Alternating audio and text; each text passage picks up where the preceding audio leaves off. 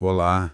Chegamos para mais uma exploração aprofundada aqui nos nossos temas de tecnologia e ciência de dados. Olá, pronta para mais um mergulho. Hoje o foco é um negócio que parece detalhe, mas é super importante em aprendizado de máquina.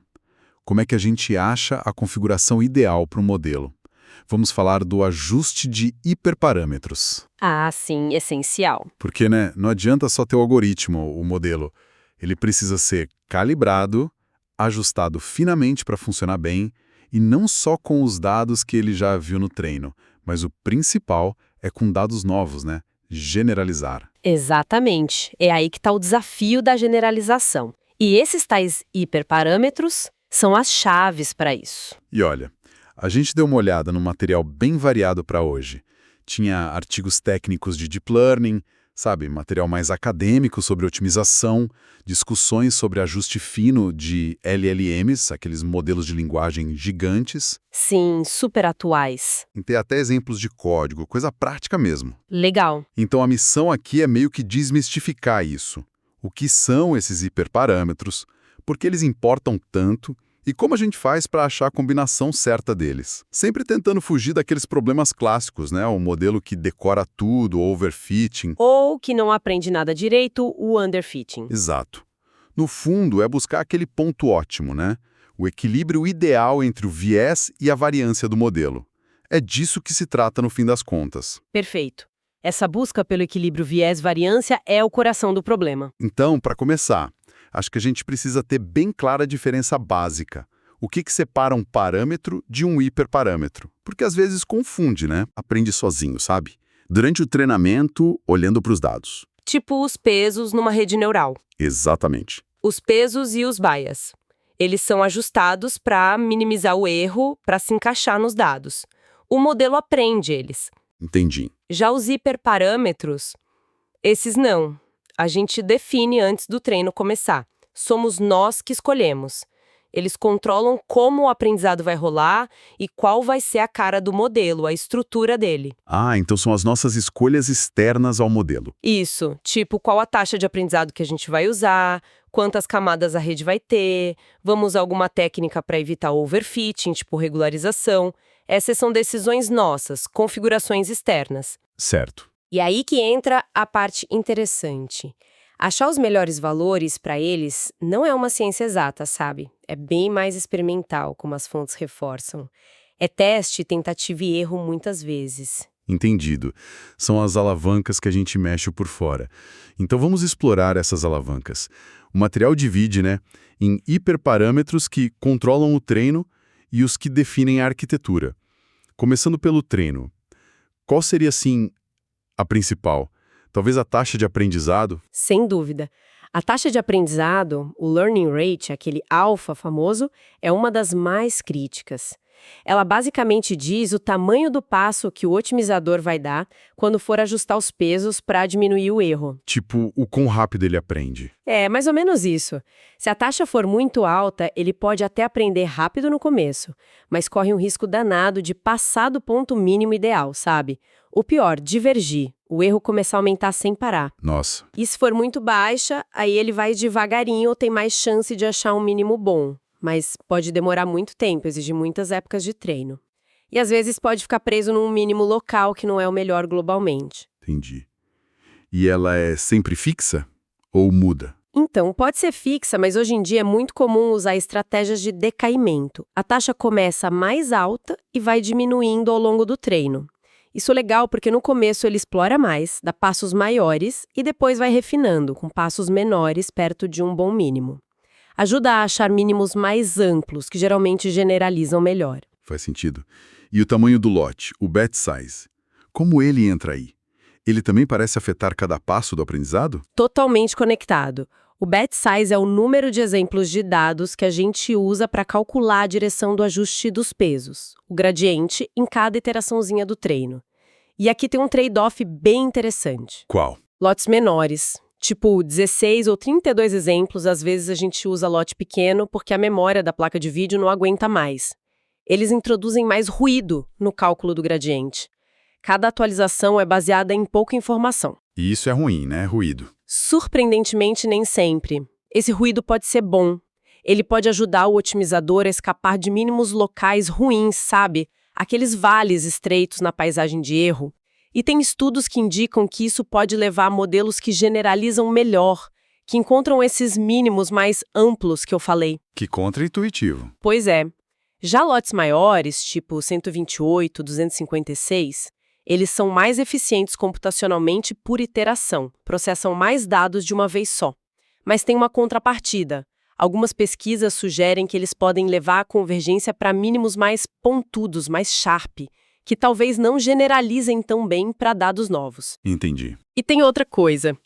Geralmente, quando a gente aumenta o tamanho do lote, talvez precise ajustar a taxa de aprendizado também. Eles interagem muito, afetam como o otimizador explora essa paisagem de erro complexa. Certo. Falando em tempo de treino, você mencionou as épocas, o número de vezes que a gente mostra todo o dataset para o modelo. Qual o risco aí? Ficar treinando para sempre? Quase isso.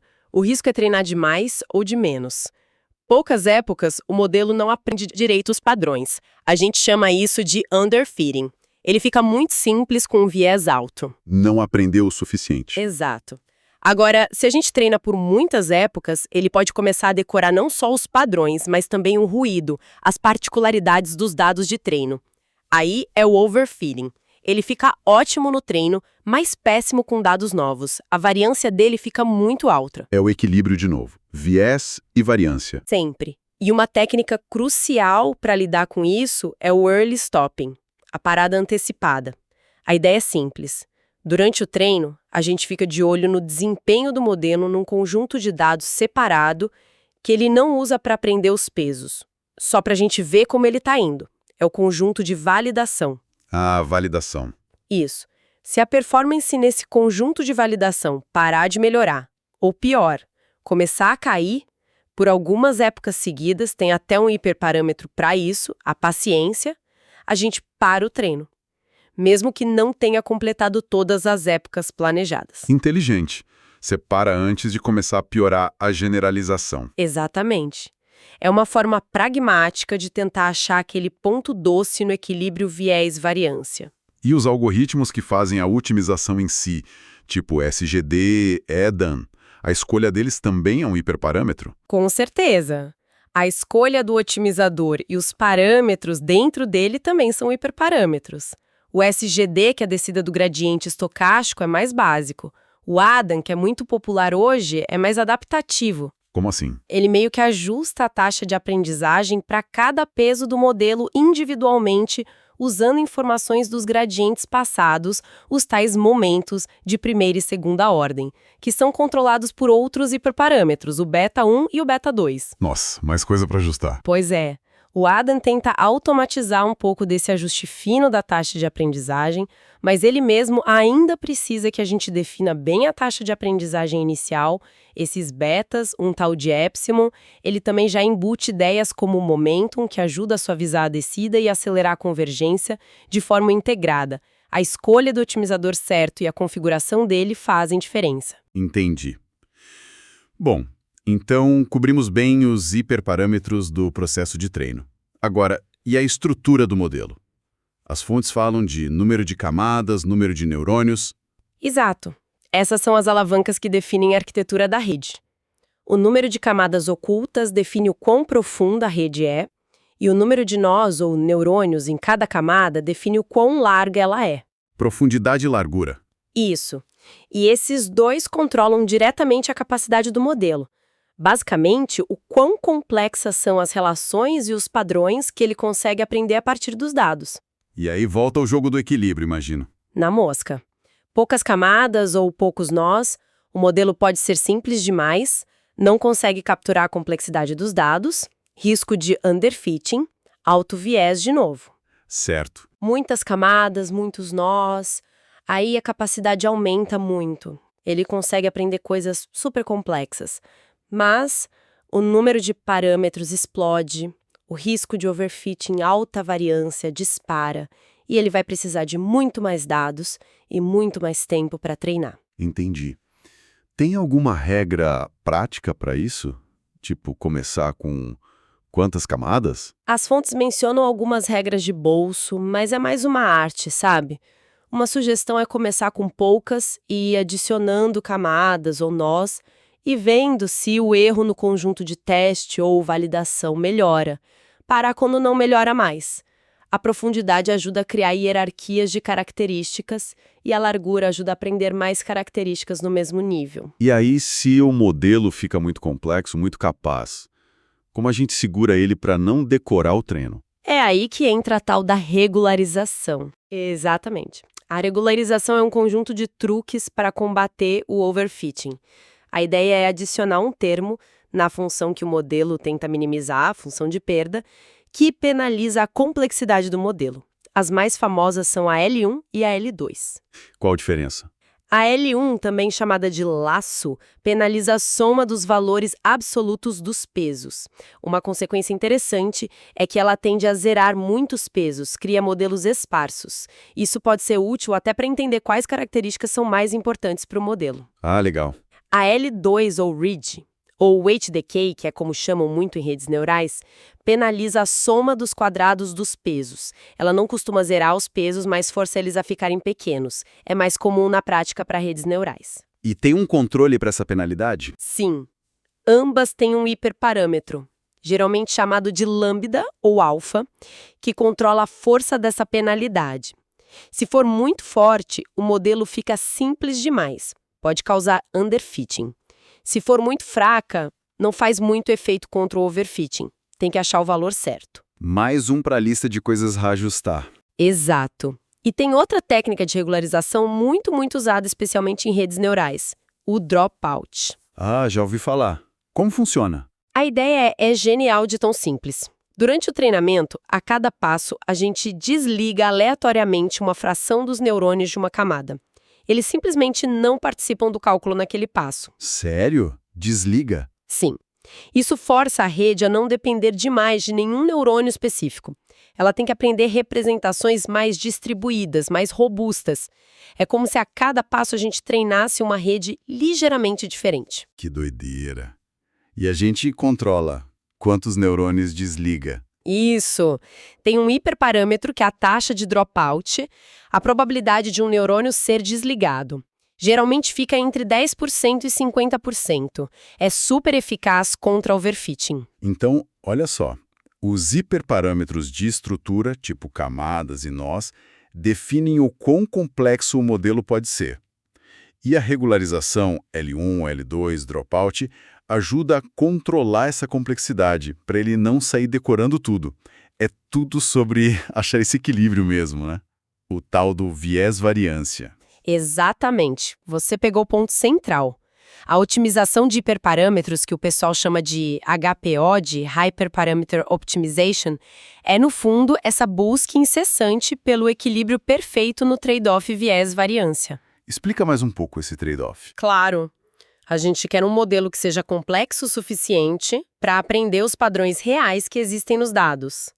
Isso significa ter um baixo viés. Se o modelo é simples demais, ele não consegue nem aprender o básico, tem alto viés. É o underfitting. Ok. Por outro lado, a gente não quer que ele seja tão complexo a ponto de começar a se ajustar ao ruído, às flutuações aleatórias que existem só naqueles dados de treinamento específicos. Se ele faz isso, ele tem alta variância. É o overfitting. Ele perde a capacidade de generalizar. Então, baixo viés é bom, baixa variância é bom. Mas é difícil ter os dois ao mesmo tempo. Exatamente. Geralmente, quando você diminui o viés, aumentando a complexidade do modelo, por exemplo, a variância tende a aumentar. E quando você tenta diminuir a variância, usando regularização forte, por exemplo, o viés se pode aumentar. É um cobertor curto. O objetivo da HPO é achar a combinação de hiperparâmetros que minimiza o erro total em dados novos, navegando nesse equilíbrio delicado. Entendi. É o ponto ótimo ali no meio. E como a gente faz essa busca pelo equilíbrio na prática? Como funciona esse processo de HPO? Bom, o HPO é o processo formal de procurar a combinação de valores de hiperparâmetros que resulta no melhor desempenho do modelo. Mas isso é crucial, o melhor desempenho não é medido nos dados de treino. Ah, é medido naqueles dados que ele não viu, a validação. Exatamente. A gente precisa de um conjunto de dados separado, o conjunto de validação, para avaliar cada tentativa de combinação de hiperparâmetros. Não dá para usar o conjunto de teste final para isso. Por quê? Porque se a gente usasse o teste para escolher os hiperparâmetros, a gente estaria ajustando os hiperparâmetros para aquele conjunto de teste específico. É como se a gente estivesse colando na prova final. A nota no teste seria artificialmente boa, otimista demais. A gente estaria fazendo overfitting nos hiperparâmetros. Nossa, faz todo sentido. Você contamina o teste final. Isso. Por isso a gente separa uma fatia dos dados só para validação durante a HPO. Ou, uma técnica ainda mais robusta é usar a validação cruzada, ou cross-validation. Como funciona essa? A mais comum é a K-fold. Você pega seus dados de treino e divide em, digamos, K igual a 10 partes iguais. Aí você treina 10 modelos. Cada modelo usa 9 partes para treinar e uma parte para validar. No final, você tira a média do desempenho dessas 10 validações e isso te dá uma estimativa muito mais estável e confiável de como aquela configuração de hiperparâmetros se sairia em dados novos. Reduz a sorte ou azar de uma única divisão treino-validação. Entendi. Bem mais robusto mesmo. E aí, com a validação definida, como a gente de fato busca as combinações de hiperparâmetros para testar? Quais são as estratégias? O material falava de busca em grade, aleatória. Tem várias formas de fazer essa busca. A mais simples, que todo mundo já fez na mão alguma vez, é a busca manual. Você vai testando baseado na sua intuição, na experiência, mas, é lento, não é sistemático, depende muito da pessoa. Imagino. Aí tem a busca em grid search. Você define uma lista de valores que você quer testar para cada hiperparâmetro. Por exemplo, para a taxa de aprendizado, você testa 0.1, 0.01, 0.001. Para o número de camadas, testa 1, 2, 3.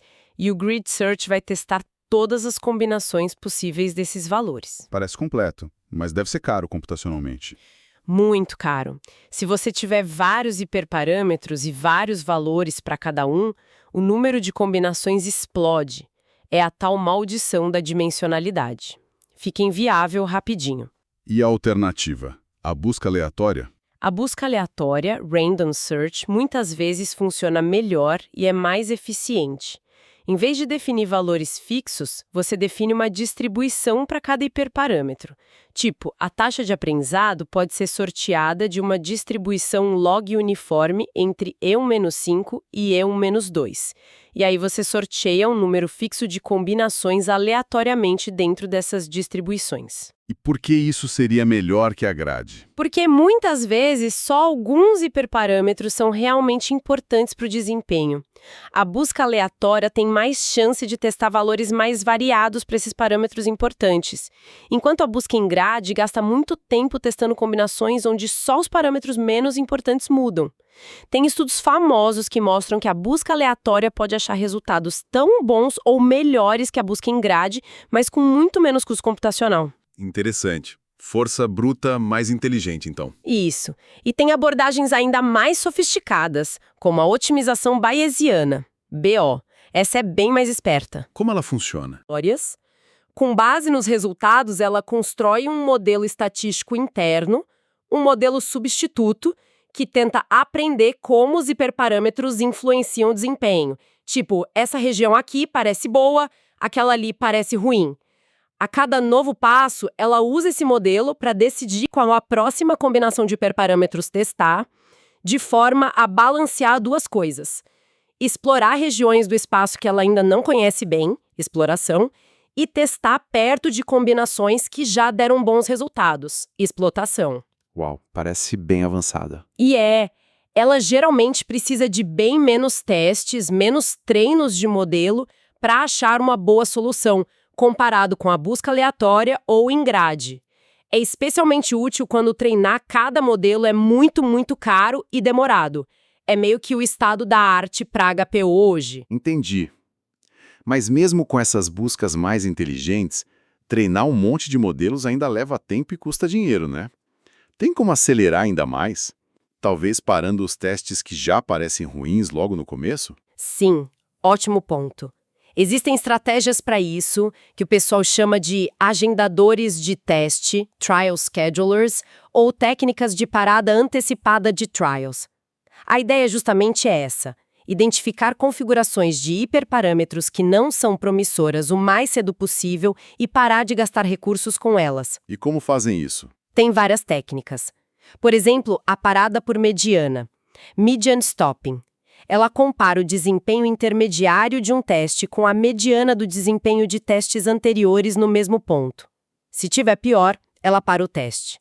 Outra é Successive Halving, SHA. Como é essa? Você começa com um monte de configurações, mas dá bem pouquinho recurso para cada uma, tipo, treina só por uma ou duas épocas, aí você avalia todas, joga fora a metade pior e dobra o recurso mais épocas para as que sobraram.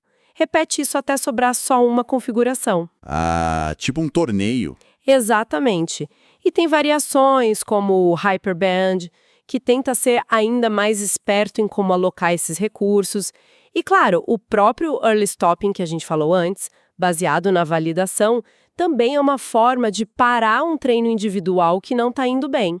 A ideia geral é sempre focar o orçamento computacional, tempo, dinheiro, nas configurações que têm mais chance de dar certo. Faz todo sentido. Economiza muito recurso. E onde a gente vê tudo isso sendo aplicado hoje? Imagino que naqueles modelos gigantes de linguagem, os LLMs, isso deve ser o dia a dia, né? Ajuste fino para uma tarefa específica sua, escolher a taxa de aprendizado certa, às vezes até taxas diferentes para camadas diferentes, o tamanho do lote, quantas épocas treinar, qual regularização usar. Tudo isso é HPO e é crucial para ter um bom resultado sem estragar o conhecimento que o modelo já tinha. E tem ferramenta para ajudar com o estudo, porque parece complexo fazer na mão. Felizmente, sim. Primeiro, os frameworks básicos como PyTorch e TensorFlow já dão as peças para construir e treinar os modelos, implementar os otimizadores, a regularização. Certo. E aí, em cima disso, surgiram várias bibliotecas especializadas em HPO que automatizam essas buscas e os agendadores que a gente discutiu. O material mencionou algumas: HeyTune, Keras Tuner, que é do Keras TensorFlow, Optuna, HyperOpt. Tem várias opções ótimas que integram com os frameworks e facilitam muito a vida. Que bom. E ferramentas de visualização como o TensorBoard também são super úteis.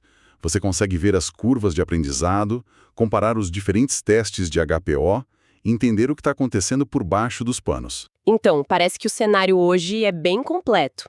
Temos os conceitos, as estratégias e as ferramentas para fazer essa otimização. Sim, o campo avançou muito. A gente entende melhor os princípios, o que cada hiperparâmetro faz, por que a generalização e o equilíbrio viés-variância são importantes, o papel da validação, e temos algoritmos de busca cada vez mais eficientes e bibliotecas que implementam tudo isso. Continua sendo muito importante. Muitas vezes, a HPO ainda é um processo iterativo. Você roda uma busca, analisa os resultados, talvez ajusta o espaço de busca ou as distribuições e roda de novo. A intuição e a análise crítica ainda contam muito, especialmente para problemas mais novos ou complexos. Entendi. Não é mágica. É ciência, mas com uma dose de arte e experimentação. Exato. Bom, então, para a gente fechar nossa conversa de hoje, a gente diferenciou bem parâmetros que o modelo aprende de hiperparâmetros que a gente define antes. Vimos que o grande objetivo do ajuste desses hiperparâmetros é a generalização, achar aquele ponto ótimo no equilíbrio entre viés e variância, para evitar o overfitting e underfitting. Isso. Cobrimos os principais tipos de hiperparâmetros. Os de treino, como taxa de aprendizado, batch size e épocas, otimizador, e os de estrutura, como o número de camadas, nós e as técnicas de regularização, L1, L2 e dropout. Falamos das estratégias para achar a melhor combinação, busca manual, in-grade, aleatória e a otimização bayesiana. E das técnicas para fazer isso de forma mais eficiente, como os agendadores e a parada antecipada. Sempre lembrando da importância crucial de usar um conjunto de validação ou validação cruzada para guiar essa busca, né? Para não cair na armadilha de otimizar para o conjunto de teste. Fundamental. E vimos que existem muitas ferramentas hoje que ajudam nesse processo.